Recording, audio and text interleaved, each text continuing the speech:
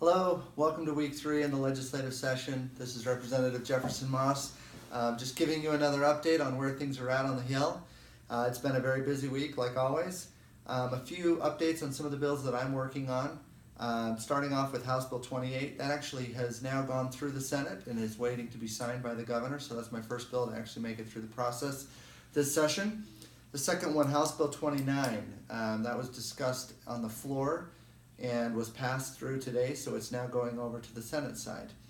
House Bill 219, this was one that I presented in committee this week. It's the State Money Management Act amendments, and this is actually something that I was asked by the state treasurer to run. It's related to how the treasurer's office is able to manage some of the funds that he oversees, as well as when we're looking at our PTIF, which is the state pool of money, giving a little more flexibility on which broker dealers that they can work with. Currently, we have it set up in a way that's pretty restrictive, that requires a small list of broker dealers that we can work with. These are certified dealers. And what this would do is allow our treasurer's office to actually go outside of that small list of broker dealers. The amazing thing is the ones that are currently excluded from him being able to go through, I say him because that's our treasurer, is Morgan Stanley, JP Morgan, Goldman Sachs, some of the biggest firms out there. He wasn't able to use because they're not certified dealers. And as a result, it actually, by opening this up, would save taxpayers quite a bit of money. They estimate about $800,000 that this would save by being able to reach beyond just our current list of certified dealers. So I'm excited about that bill. The other one is compulsory education revisions. That was a bill that I talked about before about allowing parents to check their children out for mental related issues. That did make it through the House, and so we're now going to the Senate. The next one is House Bill 236, Public Education Reference Check Amendments.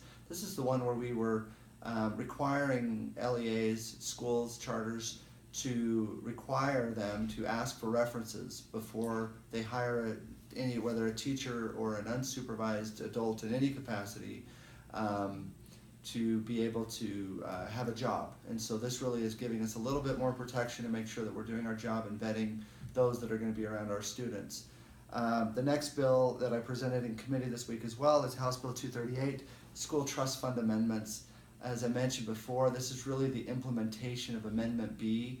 Really helps to define some of the concerns they had around the implementation and distribution of Amendment B. And so we were able to get that through committee, didn't have any problems on that. I was able to present today in the House Education Appropriation Committee my ULEAD program. And again, this is the Utah Leading and Effective, Actionable, and Dynamic Education. Really the gist of this is we're trying to creating a system where we can really identify innovative and effective practices. We have so many great things that are happening throughout our state that most of us don't know about. And for a lot of our teachers and principals, they'd love to know if they're working or struggling with a specific issue. Well, what are other teachers or other principals in the state that have similar demographics as mine or maybe similar context? What are they doing that's really effective? This is a great partnership that we're doing in coordination with our higher education institutions. Well, they'll help us in aggregating and vetting some of these best practices and then getting them back out for our teachers and principals to be able to use. I had a great response to that today, and I'm excited about where we're headed with that. A lot of discussion, because I'm on education appropriations, about what we can do. I know there's a strong desire from our body, both within EdApprops as well as our House body, to do whatever we can to really help education this year. Specifically looking at ways that we can get that money directly into the classroom, directly to our teachers. And so we're really excited about some of the things that we're discussing, and I think it should have a meaningful impact this year. We're continuing to talk about rev and tax, about tax reform. One bill that I co-sponsored, Representative Quinn's bill on elimination of sales tax on food, at least for the state portion of that. That actually did make it through the House yesterday, was passed through. I think that would really make a difference for our lower income families. When times are tough for those families, that really does have an impact on them. And so Representative Quinn's come up with an innovative way to reduce that and without hurting our general revenues in the state.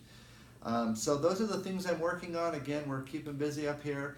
I've enjoyed having a number of people from our district. I just had our former mayor from Eagle Mountain, Chris Panker, sit with me on the floor today, and I love having people come up and visit. Also, please continue to email and call me if there's anything that you have specific concerns about. But thanks, and looking forward to another week.